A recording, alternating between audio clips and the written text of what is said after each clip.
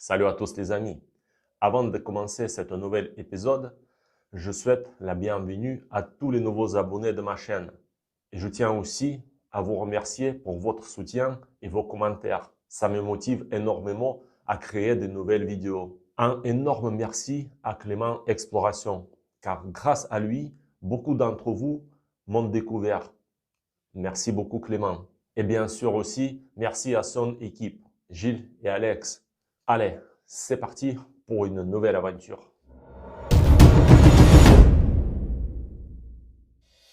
Salut à tous. Dans cet épisode, je pars explorer la grotte de Saint-Véredem, située dans le département du Gard. La grotte est ouverte au public, mais il y a un petit détail. Si vous n'habitez pas dans les environs, il y a très peu de chances que vous puissiez la visiter. Pourquoi? Je vous expliquerai ça tout à l'heure. J'essaierai de vous la faire découvrir dans toute sa splendeur et de vous montrer ses recoins les plus reculés, là où personne n'ose jamais s'aventurer. Mais avant d'atteindre la grotte, il me faudra parcourir un petit chemin, court certes, mais plein d'intérêt. Je traverserai les paysages magnifiques, là même où il a été tourné le film Le Salaire de la peur, en 1953, avec Yves Montand dans le rôle principal. Je vous ferai découvrir les gorges du Gardon, la rivière qui a donné le nom au département, avec des panoramas à couper le souffle. Vous verrez aussi des ruines des anciens moulins, vestiges d'un autre temps. Il me faudra traverser les eaux glacées du Gardon pour atteindre le lieu où vivait le célèbre ermite des régions Saint-Véredem. Alors, curieux de découvrir tout ça, lâchez un like et c'est parti.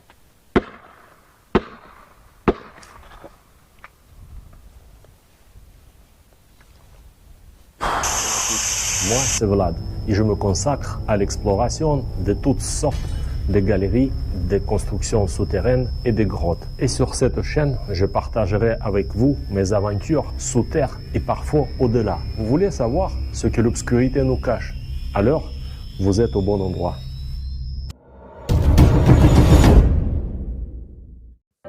L'endroit où je me rends s'appelle la Baume. Ce nom vient du mot gaulois, balma, qui signifie abri sous la roche, caverne ou grotte. Pour y accéder, il existe trois principaux chemins, très appréciés par les passionnés de randonnée. Le premier part d'un petit parking, non loin du village de Poulx. En suivant les lacets de sentiers, on descend jusqu'à la rive droite du Gardon. Le second itinéraire part du village de Saignac-Sagriès et mène lui sur la rive gauche. Enfin, on peut aussi atteindre l'endroit depuis le village de Colias. Trois routes différentes, mais toutes promettant des paysages superbes et un soupçon d'aventure. Et là, les amis, c'est l'arbousier, c'est des petits fruits, comme ça. Vous voyez, ils sont pas très juteux, mais assez bons. Et là, c'est la bonne saison. Poulx est le plus proche de chez moi. C'est donc par ce chemin que j'ai choisi de commencer. Mais ce n'est pas seulement une question de proximité. Il y a une autre raison, dont je vous en parlerai un peu plus tard. Le temps ce jour-là était magnifique. Les thermomètres affichaient près de 25 degrés, malgré le fait que nous étions déjà à la fin du mois d'octobre. La promenade s'annonçait parfaite, mais après seulement quelques centaines de mètres, mon chemin a été bloqué par un chantier, avec un panneau indiquant « Chantier, passage interdit ». J'ai donc dû, sur le moment, changer mes plans et imaginer un nouveau scénario. Il faut trouver une autre solution. Qu'est-ce que vous en pensez? On va passer par le sentier qui passe tout en bas dans le canyon. Comme ça, je vous montrerai en même temps aussi la cimetière des voitures. Parce qu'avant, cette route, elle était accessible aux voitures. Dans les années 60-70, on pouvait descendre à la rivière par cette petite route en voiture. Donc évidemment, il y avait des accidents. Et il y a plein de carcasses des voitures anciennes qui sont en contrebas. En d'autres termes, il y a aussi beaucoup à voir en bas. Le sentier qui traverse le canyon est presque entièrement caché sous les arbres. Il se trouve donc à l'ombre, ce qui en fait Un itinéraire idéal pour ceux qui ne supportent pas le soleil brûlant, surtout ici, dans le sud de la France, et plus encore en été. De plus, le sentier qui descend au fond du canyon semble plus direct et donc plus court. Mais là, les avantages de ce chemin s'arrêtent. Parmi les inconvénients, aucune couverture mobile et très peu de passages. Autrement dit, si vous glissez sur les rochers humides et vous blessez, il faudra sans doute attendre longtemps avant que quelqu'un arrive. Il est donc fortement déconseillé d'emprunter ce sentier seul. Certains passages exigent d'ailleurs une bonne condition physique. Et pendant que je vous expliquais tout cela, je suis arrivé devant une véritable cimetière de vieilles voitures.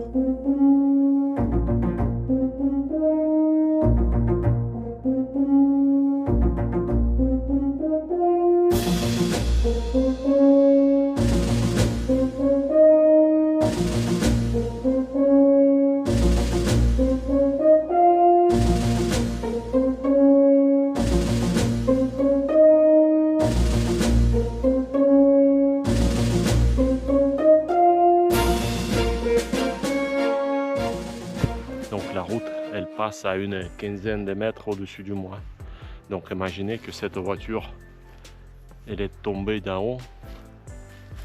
Je pense pas qu'il y a eu des survivants dans cela. Si vous arrivez à trouver qu'est-ce que c'est comme marque de la voiture, laissez vos commentaires. J'aimerais bien savoir ce que c'est. Il n'y a rien dans le coffre. Donc vu le reste de ces voitures, je suppose que ce sont des voitures des années 70. Moi, j'ai été peut-être même pas né encore quand ces voitures se sont retrouvées ici. Je ne sais pas exactement quand est-ce que cette route a été fermée pour les voitures. Très probablement, la route a été fermée à la circulation après la disparition de l'hôtel qui se dressait au-dessus du Gardon depuis le début du XXe siècle.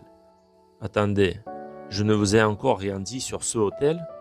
Il faut absolument réparer cet oubli, d'autant plus que je viens justement d'arriver au bord de la rivière, tout près de l'endroit où cet hôtel se trouvait autrefois.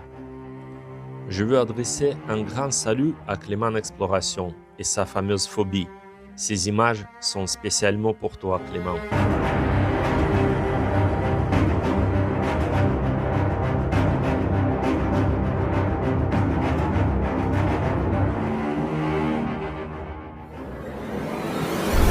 Justement, à cet endroit précis, au tout début du XXe siècle, en 1904, se trouvait un hôtel offrant une vue splendide sur ce paysage rocheux et les gorges traversées par la rivière. Et j'ai comme l'intuition que peut-être dans ce hôtel, l'équipe de tournage du film Le Salaire de la peur a séjourné. Ou peut-être ce n'est qu'une imagination de ma part. Mais avouez que le lieu s'y prêtait parfaitement. Donc là, les amis, je suis exactement sur la route où il y avait le tournage du film La Salaire de la peur avec Yves Montand. Mais le problème, c'est qu'il y a des travaux. Exactement la même barrière que celle vue plus haut, annonçant des travaux, bloquait aussi la route par le bas, car les ouvriers travaillaient juste au-dessus de moi. Mais le célèbre virage du film ne se trouvait qu'à une centaine de mètres. Alors, j'ai décidé de contourner la barrière pour vous le montrer. C'est justement par cette route que je voulais descendre vers la rivière au départ, pour vous montrer les magnifiques paysages des gorges du Gardon et le lieu de tournage du film légendaire dont peu de gens se souviennent aujourd'hui. Les échafaudages, ils sont juste là.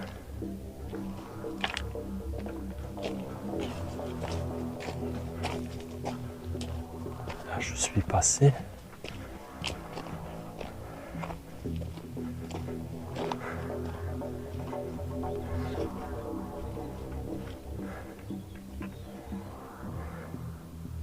Et voici l'endroit exact où le personnage d'Yves Montand effectue ce fameux manœuvre où il essaie de passer dans ce virage avec son camion.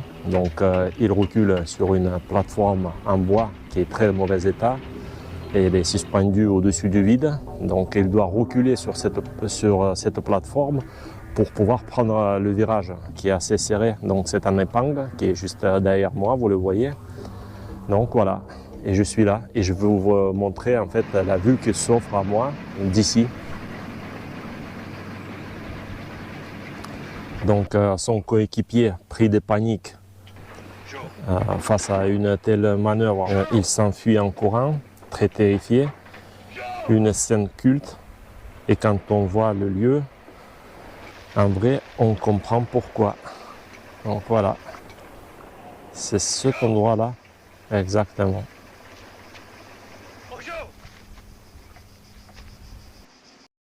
D'ici, on a déjà une vue magnifique sur les gorges du Gardon. Les falaises se dressent de part et d'autre et le paysage commence à révéler toute sa beauté sauvage.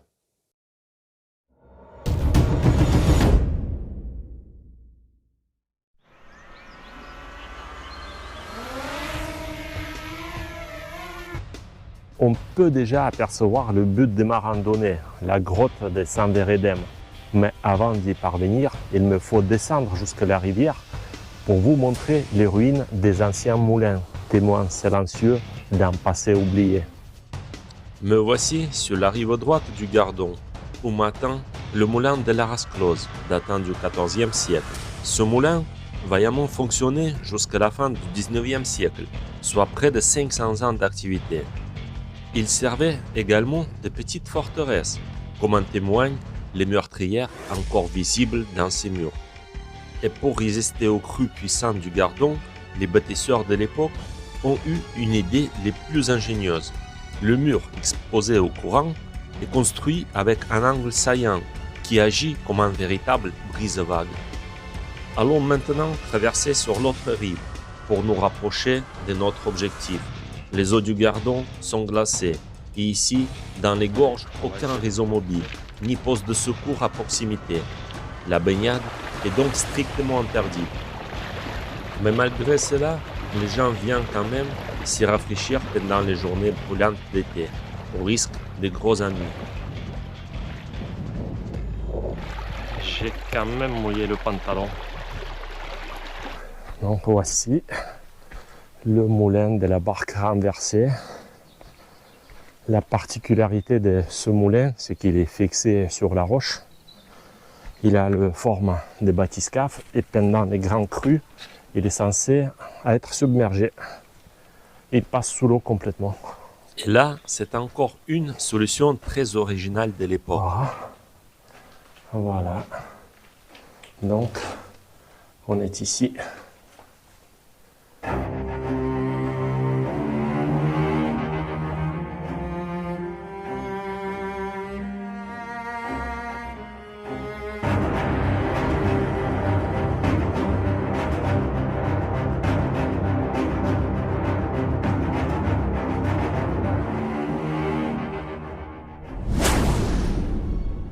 Comme vous pouvez l'imaginer, cet endroit a une histoire très riche et il y aurait beaucoup à en raconter. Mais moi, amoureux de l'obscurité, c'est surtout la grotte juste au-dessus de moi qui m'intéresse.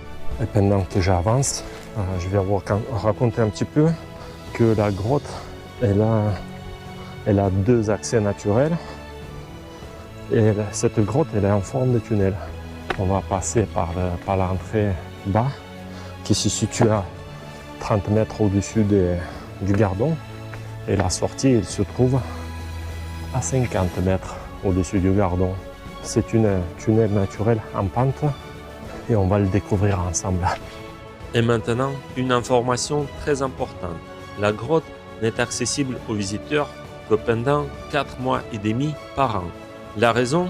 La présence d'une espèce rare de chauves-souris, les chiroptères. Ainsi, pour ne pas déranger ces chauves-souris pendant leur période de reproduction et leur hibernation, la grotte est fermée du 15 novembre au 15 mars et du 1er mai au 15 août. Donc, si vous décidez de visiter cet endroit pendant vos vacances d'été ou d'hiver, vous ne pourrez pas accéder à la grotte. C'est justement pour cette raison que je réalise cette vidéo pour vous. Alors, montrons-nous courageux et montons jusqu'à elle. Et bien sûr, je me dois vous parler du célèbre ermite de la région San Veredem, surtout que je viens d'arriver sur le lieu de son ermitage.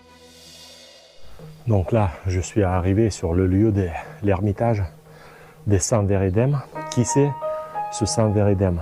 C'est un grec qui était né au milieu du 7e siècle, vers l'an 650. Donc, il arrive ici vers la fin du 7e siècle déjà. Donc, il s'installe à cet endroit précis. Là, vous voyez derrière moi, c'est une petite chapelle. Donc, la chapelle, je crois on ne sait pas exactement de quand est-ce qu'elle date, mais selon les fresques qu'on a trouvées à l'intérieur, les fresques elles sont du 14e siècle. Donc, et juste derrière la petite chapelle, on voit l'habitation de San Veredem. Venez voir. Donc, c'est justement là. C'est un abri naturel.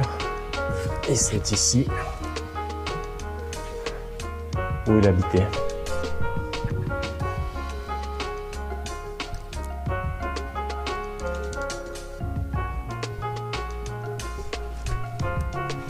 Donc, il a choisi la vie d'ermite.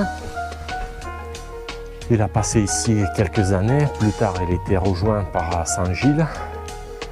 Et dans l'an 700, San Veredem, il a réussi à devenir l'évêque d'Avignon. Qu'est-ce qu'il avait de spécial, ce San Veredem?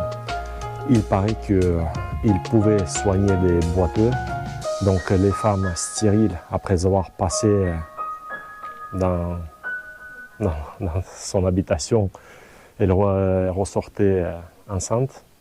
Donc c'est un pouvoir magique, soigner la stérilité des femmes. Voilà, et il était capable d'appeler les pluies fertiles, donc qui garantissaient une récolte abondante. Est-ce que vous, honnêtement, vous croyez qu'il pouvait faire tout ça, hein, appeler la pluie? Pour tous ces miracles qu'il a réalisés, San Veredem, les gens, il lui apportaient des offrandes grâce auxquelles il vivait confortablement dans sa petite grotte. Pas mal organisé ce grec, n'est-ce pas? Que tous les croyants me pardonnent, mais tous les signes de charlatanisme ici sont évidents. Un humain, il ne peut pas appeler la pluie, je suis désolé. Donc, par contre, on peut le prédire. Donc pour moi, c'est un charlatan. On va voir un petit peu dans la chapelle et la grotte est toute proche.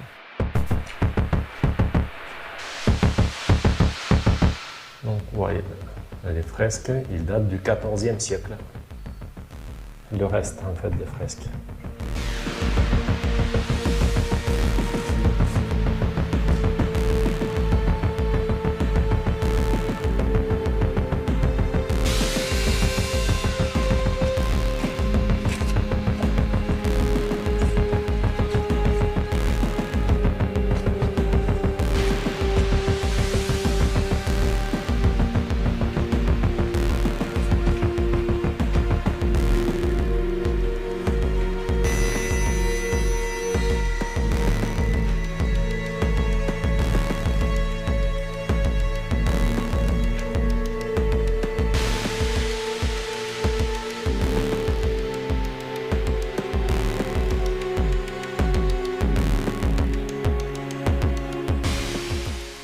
Donc allez, on y va. Dans 2 semaines, la grotte, elle ferme, je vous rappelle. Il faut bien que je vous montre quelque chose. Je vais passer dans les recoins où personne n'ose s'aventurer. Allez, c'est une raison de vous abonner à ma chaîne et de regarder cette vidéo. Sur ma droite, une vue à couper le souffle s'offre à moi. La journée est baignée de soleil. Il ne me reste plus que quelques marches à gravir avant d'arriver à l'entrée de la grotte. Et enfin, le but de ma randonnée aujourd'hui, c'est la grotte. Elle a une longueur d'environ 130 mètres, avec un hauteur maximale des plafonds de 12 mètres. Est-ce que vous êtes prêts à explorer la grotte? J'espère qu'on va voir aussi ses habitants, les chauves-souris. Peut-être que j'aurai de la chance de vous les montrer aussi. Donc allez, je me prépare et on y va.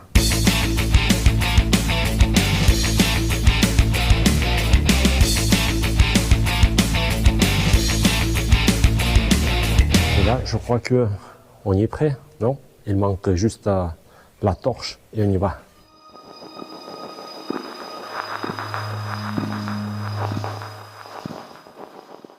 L'entrée de la grotte a été choisie comme refuge par des hirondelles, que beaucoup de touristes confondent avec les chauves-souris à cause de la similitude de leur vol. J'ai aperçu ma première chauve-souris à seulement quelques mètres de l'entrée. Elle était toute petite, suspendue très haut au plafond, les pattes accrochées à la roche, et il est peu probable qu'on la voie clairement sur ma GoPro. Cette grotte fait partie des itinéraires de randonnée dans cette région pittoresque. Et elle est également très prisée des enfants lors des sorties scolaires. Me voilà donc en train de m'aventurer plus profondément dans la grotte. Ici, les parois rocheuses sont humides et rugueuses et la lumière naturelle se fait rare, ce qui accentue le côté mystérieux du lieu. Chaque coin semble raconter une histoire ancienne et les formations calcaires offrent des formes et textures fascinantes. Plus j'avance, plus l'atmosphère devient captivante et l'impression d'entrer dans un monde oublié devient irrésistible.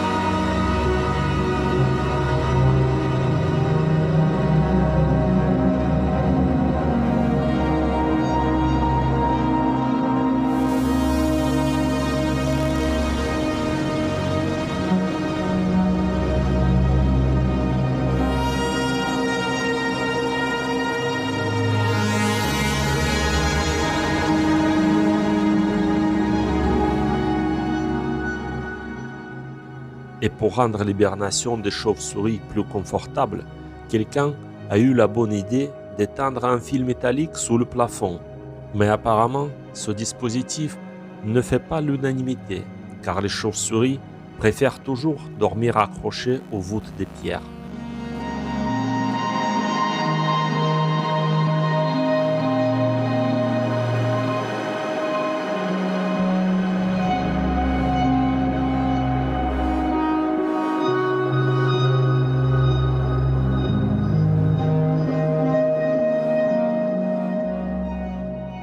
À peu près au milieu de la grotte, il y a une petite branche étroite que peu de visiteurs osent explorer.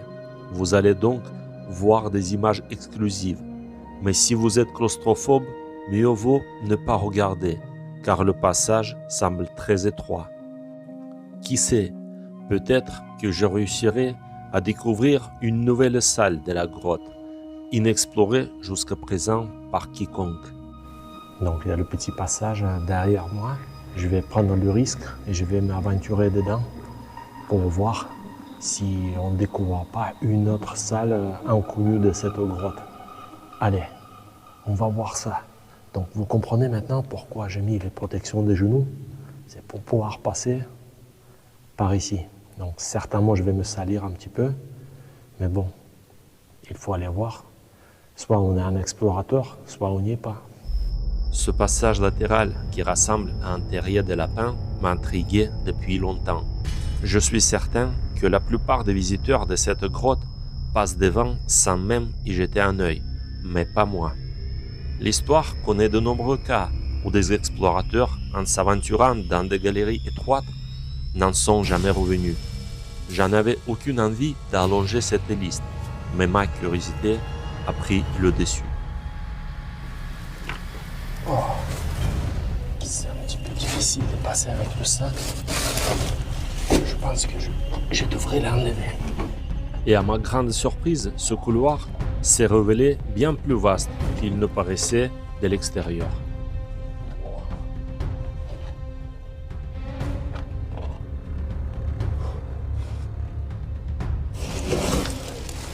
J'ai pas mal de matériel sur moi.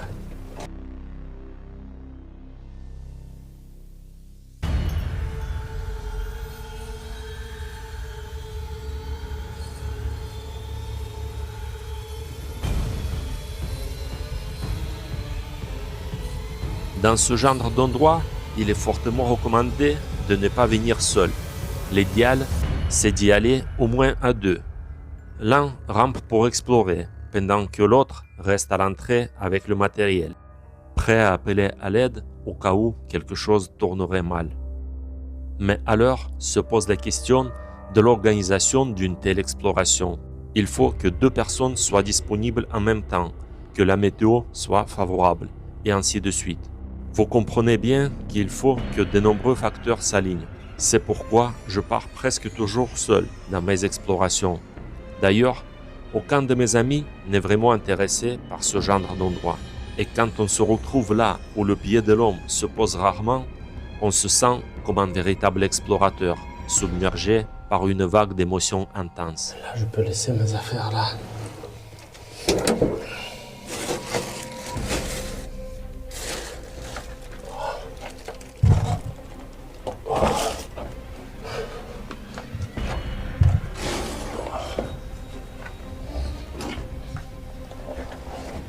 Allez, les amis.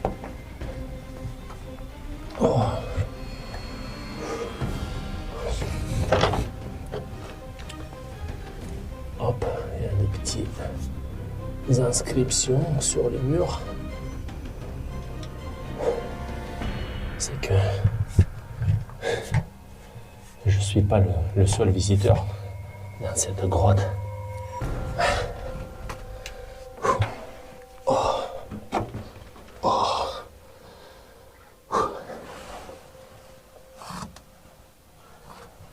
C'est bizarre, mais ça sent la cigarette ici.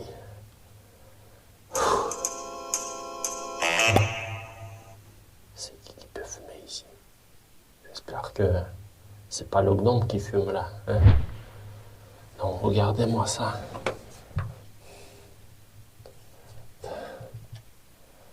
Là, il y a un passage étroit qui va devant. Il y en a un autre qui tourne à gauche. Je vais essayer d'aller à gauche.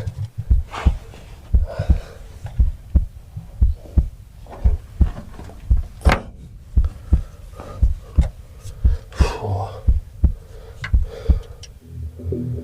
Je sais pas ce qu'il me fait la caméra. Ah. J'aurais dû mettre une protection des coudes aussi. Ah.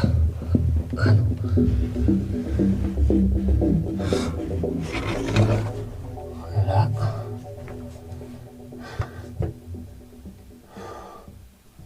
On arrive au bout.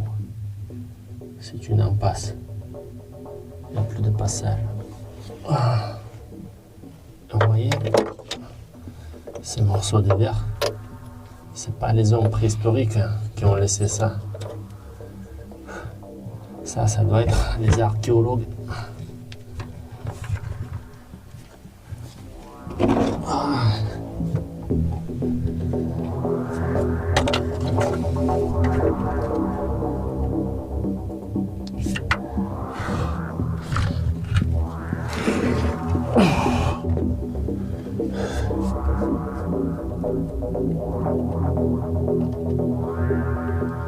Oh, c'est compliqué à progresser ici. On va voir où mène ce passage devant moi. On va voir ça. Oh. Si vous êtes claustrophobe, il vaut mieux ne pas y aller dans des endroits pareils.